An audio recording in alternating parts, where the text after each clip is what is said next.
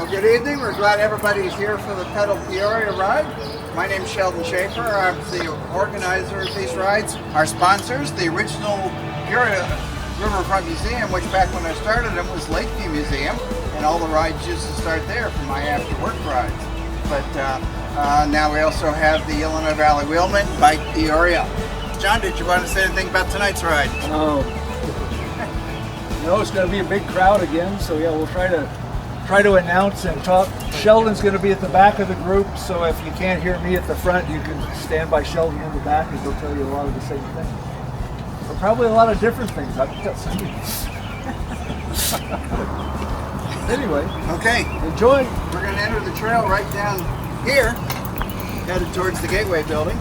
We'll see a lot of Preston Jacksons as we go around town, and I'll see a lot of Vita Sunderland. Preston was born in Decatur. He went to Western Illinois. He's done a lot of the things that we're going to see on this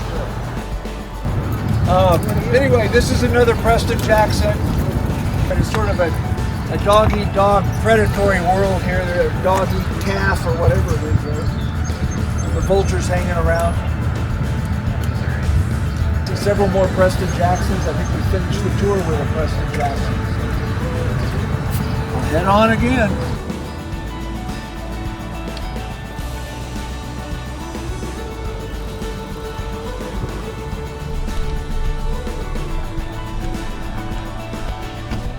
up in the top Gateway building there. So the first time I got this little sheet of paper, I rode around for 20 minutes looking for it. Now we'll go up to the GAO hall.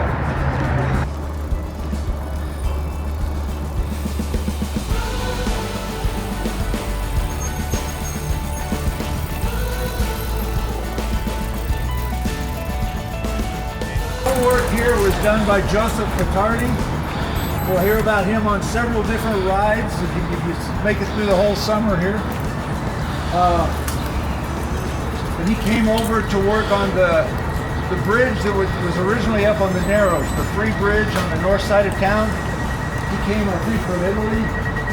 Ended up marrying the daughter of the guy who was funding the bridge, major designer on the bridge. And for the ice cream ride later in the summer, you'll actually see his house and all the work he did on the porch and everything around his house. But right now, I think this is all we see of him today.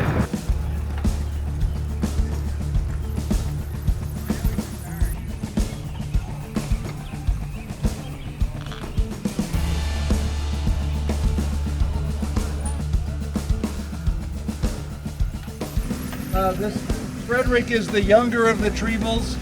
We'll see he did the monument, the Soldiers and Sailors Monument downtown. We'll see that as we get back downtown. His dad, Otto, did the lions that we'll see when we get up to the zoo. So I think Otto came in like 1852. Treble, the younger one, was born then here in Peoria. The Ingersoll statue, Robert Ingersoll, came to Peoria in 1852, 1857, something like that. Was here for 20 years, was a lawyer, was a public speaker, was a great agnostic. But he then moved on from Peoria in 1877, ended up dying in 1899, but he moved from Peoria to Washington, D.C. and New York. That time, that part of the century, he was one of the most famous people in the United States. Pre-internet, there were newspapers, but he would go around and debate and speak, and was literally one of the most famous people. So after he died, they put this statue up, I think in 1909, I think it was, somewhere around there. But anyway, to honor him and as a Peoria native, a Peoria son. Okay, now we're going to climb the hill. All of you guys with e-bikes are really at an advantage here. We're going to go the wrong way up the hill. It's a little shorter, but it's a little steeper.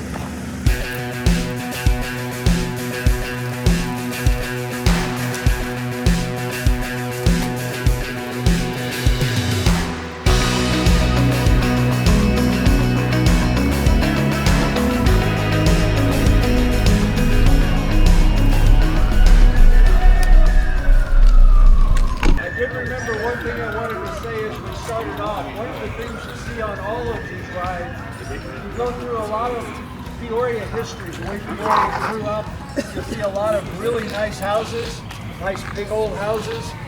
Some of them are still in very good shape. It's just interesting, I think anyway, to ride through and see how Peoria grew and all the different places that are around. These lions were carved by Otto Treble, like I said, the elder. They stood in front of the courthouse for many years and then were moved out here to the place of honor at the zoo. The plaques were put up in '94. I think it says on here, but I can't read it anymore exactly when the lions were brought out here. We've also got some of Peoria's finest pickleball courts. We used to have tennis courts all over the city of Peoria. There were some down below the Ingersoll statue. There were some clay courts, and then there were courts up here. The ones down there are in disrepair, but then they switched these over to pickleball. They got pickleball and tennis.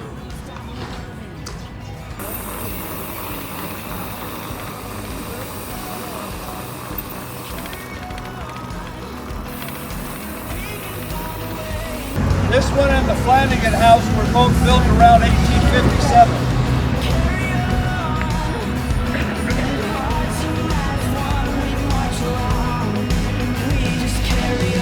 So this is Peoria's little secret.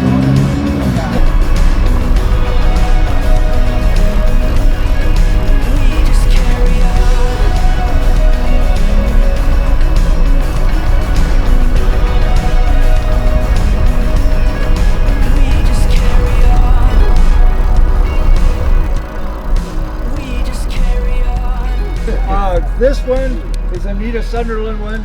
She went to Bradley, donated a lot of her art to Bradley then afterwards. One of my notes call this reclining lady, but the sign calls this split figure woman. So one or the other. They agree on gender. Yeah. Other statues and art around here. The Lydia Moss Bradley statue there in the circle was done in 1997 by W.S. DeWitt. Centerpiece over in front of the library was done by Linda Howard in 1992, and it was donated by one of the professors here, I think, in honor of his wife. We're going to go over by the Student Center. We usually see birds of prey, the three birds, another Anita Sutherland, but they're working on that area. But you will see on the left as we go by, on the wall of I think it's the library, it's called People on this list. It's called something else, Ode to Communication or something on the wall.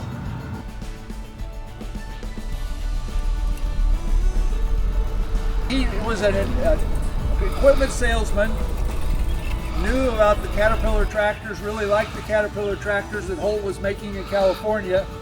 Holt was looking for a Midwest factory or office and place to settle.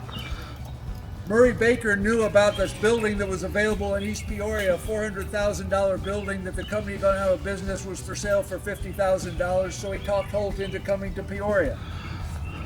He was also a person who could work together with both the Holt and the Best families.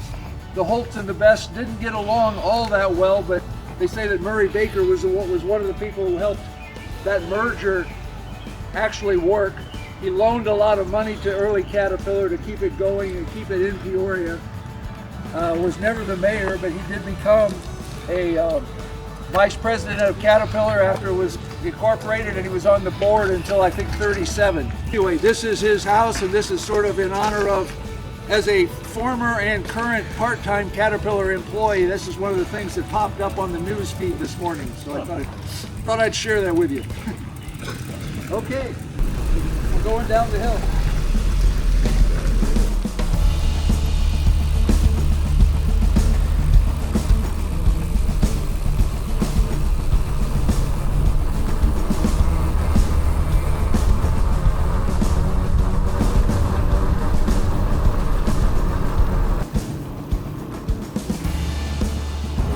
Okay, This is our last Nita Sutherland.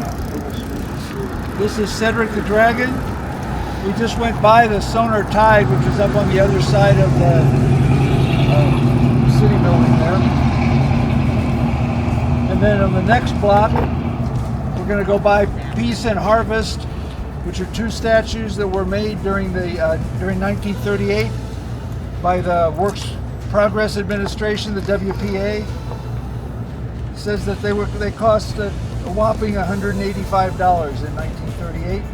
They were originally at the Peoria Tuberculosis Sanitarium off Forest Park Drive, and in '75 they were moved down to the county courthouse and then across the street to the Carver building. We're gonna just go by Peace and Harvest up here on the next block, and then we'll go down to the I think you're familiar with the Defense of the Flag, the Soldiers and Sailors Monument.